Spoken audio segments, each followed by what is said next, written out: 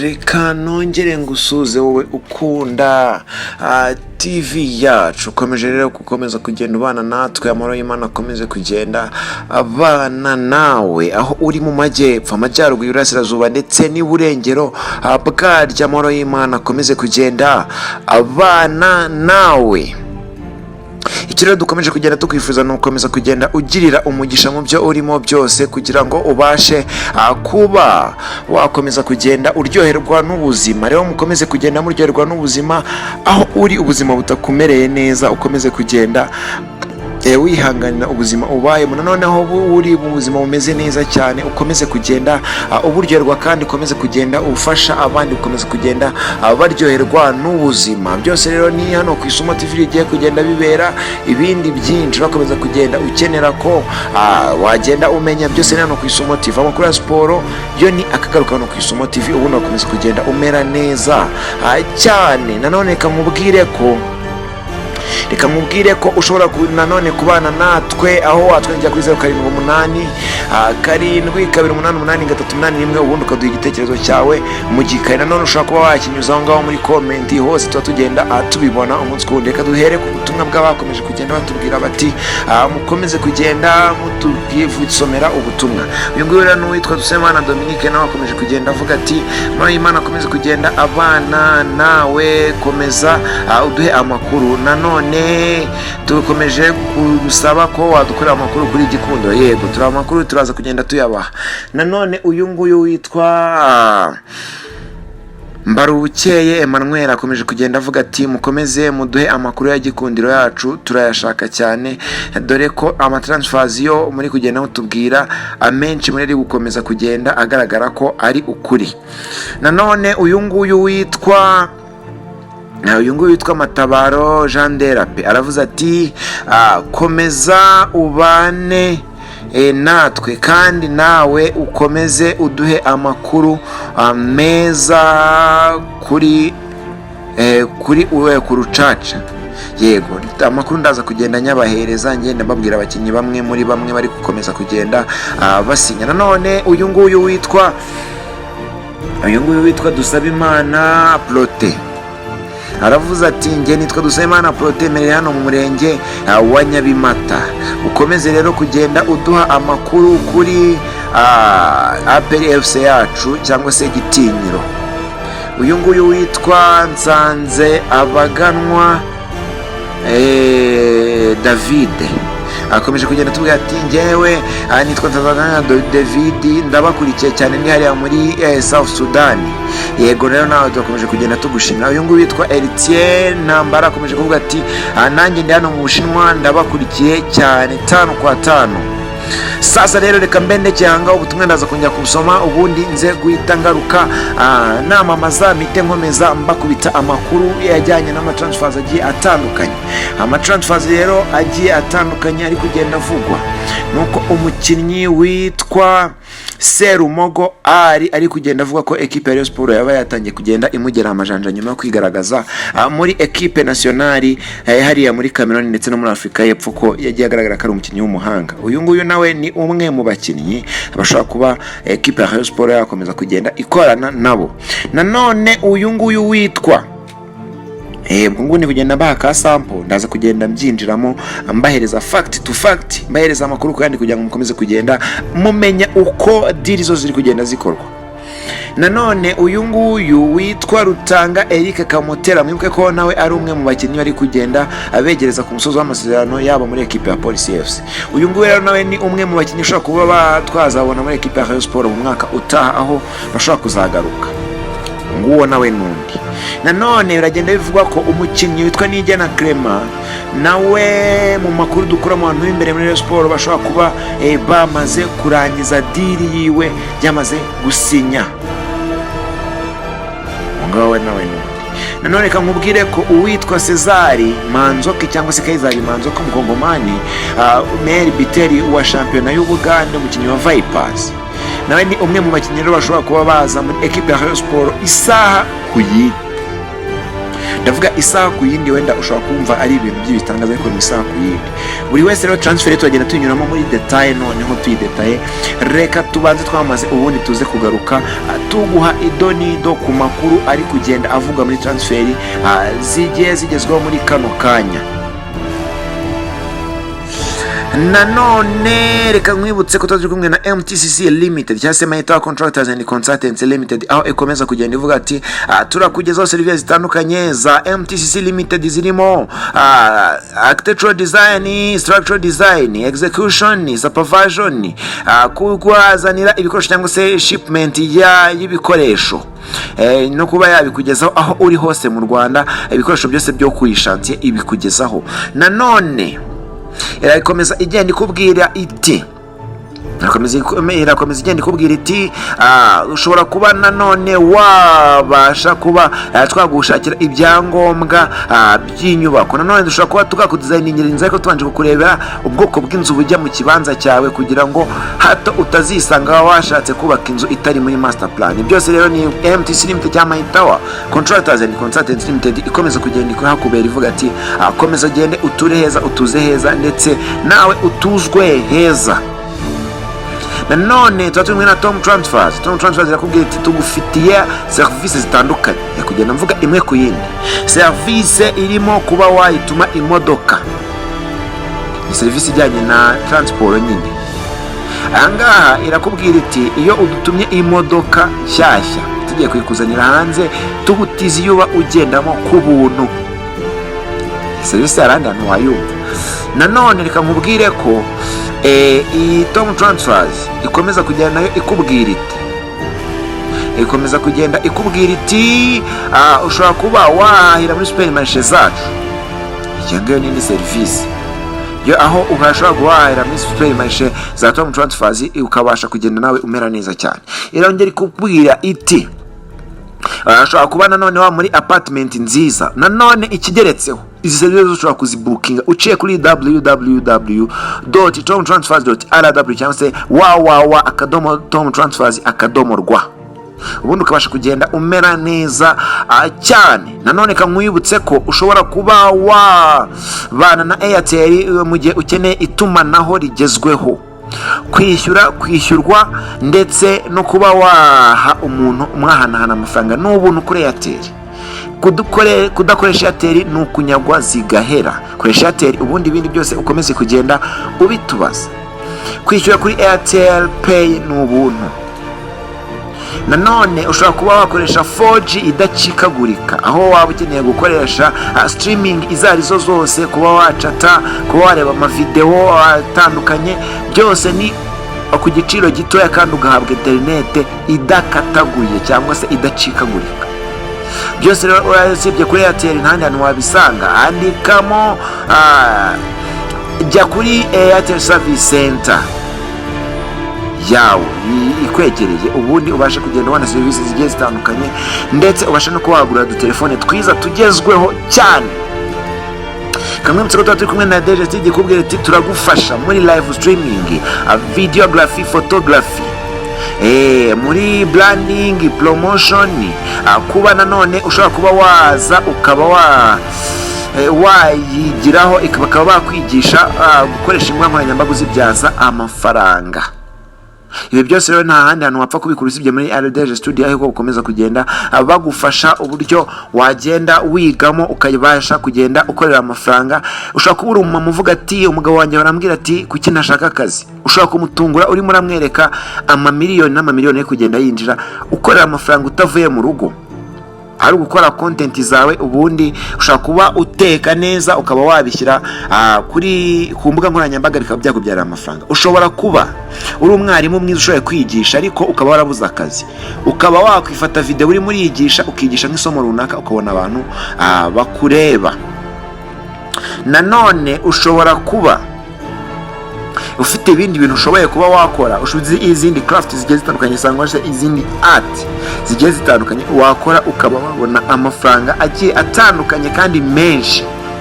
Ibintu rero wibikerensa amakuru 0788288381, ubundi ubashe kugenda unonigerwa no kugenda uryoherwa n'imbwa nkoranyambaga.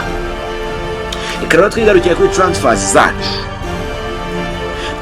transfers zacu ubundi tugende tuguha ido n'ido y'ama transfers akomeza kugenda trendinga mu bijyanye na transfer windows hano mu Rwanda. Gapapu ndavuga gapapu ikomeje kugenda Rayon Sport itegura. Izi gapapu ni zimwe rero muri gapapu zakomeje kugenda zivuga cyane, ariko ntibyagenda birangizwa. Ariko kigaragara umugabo witwa Simon Arnold Okwi, mu makuru nkura indani muri Rayon Sport, yamaze gukenyerera kuri avance mu mafaranga azagenda ahabwa. Yakenyeraho ku munsi w'ejo ku mugoroba, aho rero yageze hariya Kimihurura ahura n'ubuyobozi bwa Rayon Sport bita bumusinyira cheque direct. Ni amwe mu makuru ndi kugenda mbako nkomeza kugenda mbagezaho. Nanone reka nkubwire ko gapapu nanone yindi muri equipe ya Kiyovu, umugabo witwa Serumogo ari numwe mu bantu ari kugenda batagatingwa na equipe ya Rayon Sport, aho uyu mugabo ashaka gusinyishwa amasezerano asaga imyaka isaga 2 muri Rayon Sport. Ahanga uyu mugabo Serumogo rero ni nyuma yuko yigaragaje muri equipe y'igihugu Amavubi hari muri Afrika mwibutse ko Serumogo ni umwe mu bantu bari barimo barakina kuri kabiri ya equipe y'igihugu y'Amavubi, cyangwa se ku ruhande rw'iburyo mu bwugarizi, ariko ku ruhande uyu nguyu n'umwe mu bakinnyi bagaragaje ko ari abakinnyi b'abahanga. Uyu mukinnyi reka mwibutse ko ari umwe mu bakinnyi bari bafashe uwitwa Sadio Mane. N'umwe mu bakinnyi bari bafashe rero uwitwa Sadio Mane, aho rero yari yakomeje kugenda amufata kabisa ku buryo bw'inyagamburiro bwari bwagiye bubura cyane kabisa. Uyu mugabo rero reka mwibutse yuko ari umusore nawe wakomeje kugenda agaragaza ko afite ubuhanga budasanzwe mu bwugarizi. Nawe ni umwe rero muri ba bakinnyi equipe ya Rayon Sport yabashe kugenda ishyira hanze, nubwo bateruye, ariko ni umwe muri abo ngabo mu makuru twikurira imbere hariya muri Rayon Sport. Ni umwe mu bakinnyi bakomeje kugenda bavuga ko yaba yamaze gukora deal, cyangwa se ari deal done, cyangwa se ari complete deal. Nanone reka nkubwire ko ahangaha rero uyu mukinnyi nawe ni umwe mu bakinnyi bakomeje kugenda bavugwa ko yaba yamaze gukora ibintu bya nyuma na nyuma, ko nawe ashobora kuba yamaze gusekenya kuri ka avance, ubundi ubundi bakazamugura na equipe ya Kiyovu bakazayiha amafaranga makeya, ubundi nawe akaryamo andi makeya. Na brigende bivuga ko rero ashobora kuzagurwa miliyoni isaga 22, equipe ya Kiyovu ikaba yaryamo miliyoni 10 zikajya ku mwagenti wa Serumogo ari ndetse na ari nyira izina. Bikavuga ko rero nagera muri Rayon Sport ashobora kuzahembwa amafaranga asaga miliyoni 1 y'amafaranga y'u Rwanda. Nanone reka mubwira umukinnyi witwa Rwabuhihi Aime Placide, reka mubwire ko ari umwe mu bakinnyi bashobora kuba nawe bagiye guhita baflyingana na Rayon Sport, aho equipe ya Rayon Sport nayo muri iyi season ari imwe muri aya equipe ari gukomeza kugenda yiyubaka cyane ishaka rero abakinnyi bagiye batandukanye, ndetse ishaka kugenda ikubita inkoni ku kabuno abakeba bayo. Rayon Sport ishaka kugenda ikubita inkoni ku kabuno abakeba bayo, aho ishaka kugira ngo ibereke ko ariyo yavutse mbere, kandi ari nayo kipe yabashe kuba yagira ibigwi bitandukanye mbere y'izo zose. Nanone mubwire ko iyi kipe muri gahunda yayo yitwa Twanza Agasuzuguro nayo ishaka kugira ngo ibe yaca icyo bise agasuzuguro ku ma equipe yari amaze iminsi ayisumbirije. Ubwo nyine urayumva ni Kiyovu Sport na equipe ya APR nizo kipe zimaze iminsi zisumbirije. Ego izi equipe reka nkubwire ko nazo zitoroshye. Umukinnyi yitwa Jibril wo muri equipe ya Gasogi United ni umwe mu bakinnyi bashobora kuba bagenda basohoka rero basohoka muri iyi equipe ya Gasogi United bajya muri equipe ya Kiyovu. Nanone umukinnyi witwa umukinnyi witwa Jibril wo muri Mukura nawe biravuga ko ashobora kuba yaza muri ekipe ya Rayon Sport. Jibril Abubakar ni umwe mu bakinnyi rero bari gukomeza kugenda baba mentioned cyangwa se bakomeza kugenda bashyirwa mu majwi ko nawe ashobora kuba yaramaze kuba yajya muri ekipe ya Rayon Sport kugenda yumvikana nayo ku buryo bitatinze ashobora kuba nawe yatangazwa nk'umukinnyi wa Rayon Sport. Yego ni umwe mu bakinnyi ashobora kuba batangazwa rero bidatinze nk'umukinnyi wa Rayon Sport. Nanone reka nkubwire ko umukinnyi witwa Rafael Osaluwe Orise ari umukinnyi dukomeje kugenda atangaza amagambo akakaye ya Rafael Osaluwe Orise. Ndagenda nyagarukaho mu kanya nimara, reka mbanze nyuzemo akantu kamwe tukuru tuba turi kugenda ducicikara natwo nagenda mbagezaho kugira ngo mukomeze kugenda mwibera update, mutajya muvuga ngo ngiye mvuga equipe imwe no. Ahangaha reka nkubwire ko equipe ya Gasogi United yamaze kwirukana bidasubirwaho umukinnyi witwa Idi Muselemu. Ni umukinnyi waje ni umukinnyi rero Gasogi United yamaze kwemeza ko itazakomezanya nawe n'uwo rutayizamu rero komoka mu Burundi. Idi Muselemu waje muri iyi kipe nk'intwara akaba ayisohotsemo nabi, aho umusaruro yari yitezweho atari wo yatanze. Umukino ni umukinnyi winjiye muri 2020 nibwo Idi Muselemu wabaje kugera muri ekipe yabaye rero rutayizamu watsinze ibitego byinshi mu Burundi mu mwaka wa 2019 yasinyiye amasezerano y'imyaka 2 Gasogi United. Uyu rutayizamu rero wari wahawe akazina k'intare y'akanwa kamwe. Ubona ikenshi akunda kugenda mugabigana bigiye bitandukanye. Perezida wa Gasogi United ntabwo rero yahiriwe n'imyaka ye muri Gasogi United. Ahangaha rero uyu witwa Idi Muselemu ntabwo yabonye umwanya uhagije wo gukina, ndetse n'uwo yahawe ntiyigeze awubyaza umusaruro. Yari asoje amasezerano rero muri Gasogi United, ikaba rero yamumenyeshe ko atazakomezanya. Bango bamukubise icyo bakwitiye bamuhaye icyo bita release leta, nyine ntago wavuga itari release leta. Amasezerano yarangije navuga ko bamubwira ko atazasinya andi masezerano. Yego ayengaye n'indi inkuru imwe. Nanone umutoza witwa Seninga Inosa yahagaritse rero ikirego cye muri Ferwafa.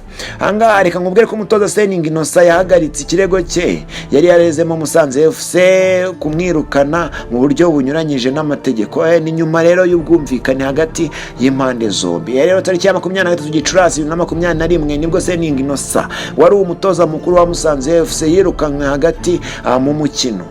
Ni nyuma yuko yari amaze gutsindwa na Gasogi United ibitego 4-1 mu mukino wa shampiyona. Uyu mutoza rero akaba yarahise nawe atanga ikirego mu kanama gashinzwe gukemura amakimbirane ka Ferwafa, aho yareze Musanze FC kumwirukana binyuranyije n'amategeko. Akanama rero gashinzwe gukemura amakimbirane ka Ferwafa kari katumijeho impande zombi kuwa gatatu tariki ya 8 Kamena 2022 kugira ngo kabakiranure. Amakuru rero muri aya makuru rero dukesha isimbi yavuze ko yamenye ko rero Seninga Inosa yamenyesheje Ferwafa ikibazo yari afitanye na Musanze FC, impande zombi zicaye zikagikemura, ubu nta kibazo gihari. Amakuru avuga ko rero hari amafaranga perezida w'iyi kipe tuyishimire Placide cyangwa se Trump yego yari yaragurije uyu mutoza. Baje kumvikana rero arayamurekera, ndetse agira andi make amwongera abita bihwaniramo nkuko byagenze. Ikanone mbanyuremo ku kantu kavuga ko uyu mugabo witwa rutayizamu Bimenyimana Karebu Bonfils wakiniye Rayon Sport yahishuye ikiganiro yagiranye na Samuel Etofisi wamusabye ifoto. Anga rero rutayizamu w'ikipe y'igihugu y'u Burundi wakiniye ekipe ya Rayon Sport Bimenyimana Bonfils Karebu yahishuye ikiganiro yagiranye na Samuel Etofisi imbere y'umukino wahuje u Burundi na Kameruni. ejo hashize rero kuwa kane Uburundi bwari bwakiriye Cameroon mu mukino wo gushakisha itike hagiye igikombe cya Afrika 2023. uyu mukino rero wabereye muri Tanzania. Cameroon yawutsinze igitego kimwe ku busa. Ni umukino kandi Karebo atakinnye kubera ikarita itukura yabonye mu mukino wa Namibia. uyu musore akaba rero yaragaragaye aganira na rutahizamu wakanyurijeho muri Cameroon, ubu akaba ari perezida w'ishyirahamwe ry'umupira w'amaguru muri Cameroon, Samuel Eto'o Afisi.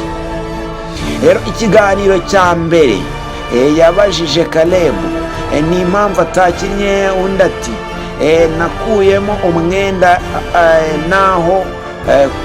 naho ku ikarita ya kabiri y'umuhondo ubundi bita bigenda bigwaniramo.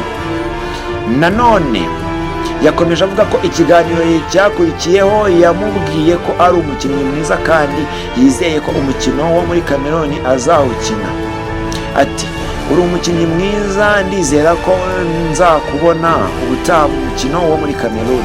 Rero uyu rutahizamu akaba yahise anasaba Bimenyimana Bonfils Karebo ko bafata ifoto y'urwibutso. Karebo akaba yashimiye Imana yamugiriye kubera ko bigaragara ko arimo gukora cyane bikanamutera imbaraga zo gukora cyane. Rero uyu ngaka nakantu komeje kugenda gacamo ko uyu rutahizamu rero nawe yakomeje kugenda aganira na Samuel Eto'o Afisi bigiye bitandukanye. Hano hari agafoto bameranye neza cyane, ugiye ku rukuta rero rwa Bonfils Karebo uraza kuba wagasangaho.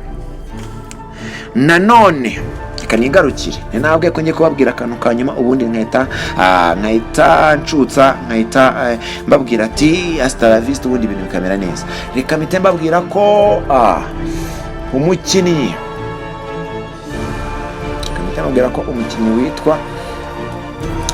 witwa Muhire Keve bimaze kumenyekana ko yamaze kuba yaragizanye n'ekipe ya Rayon Sport, akaba bivuri kugenda bivuga ko yaba yamaze gusinya mu masezerano y'imyaka 2. ushize yasinye umwaka umwe, ariko byamaze kugaragara ko ashobora kuba amaze gusinya amasezerano y'imyaka 2. ibyo turagenda tubibakurikirana, turagenda tubakubita mu nkuru z'ubutaha. Nanone kamubwire ko bagabo umugabo witwa Gacinya Chance Denis yamaze gutangaza ko bidasubirwaho nawe muri iki cyumweru araba azanye undi mukinnyi mushyashya mutari mwiteze. uyu nguyu nawe ni Gacinya umaze kubitangaza muri kano kanya.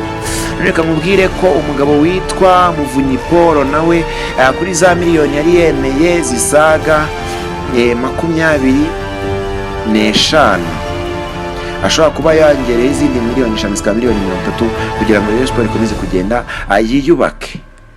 Akavuga rero ko amafaranga kugenda kavuga muri Rayon Sport, reka dutegereze turebe uko bizagenda birangira. Amatransfers yo tuyakomeza kugenda tuyabagereramo n'amakuru kugenda cicikana. Byose ni hano ku Isumo TV. Komeza ubane ni Isumo TV, ibindi byose uzagenda ubana natwe uko bizamera kose, uzakomeza kugenda uryoherwa n'amakuru dukomeza kugenda tukugezaho umunsi kunda. Amahoro y'Imana rakomeze abane nawe. Ibigano bye ni barabara, ni isa ku yindi ikiganiro, ubundi ugakomeza kugenda umera neza ni Isumo TV. Komeza ubane nayo, ukomeze ugire Imana hafi yawe, n'Imana nayo ikomeze ikube hafi gutwara mu maboko yayo ikugeza aho ishaka kugera, kandi ikomeza kugenda ikugirira neza cyane. Amahoro y'Imana akomeze kugenda abana nawe.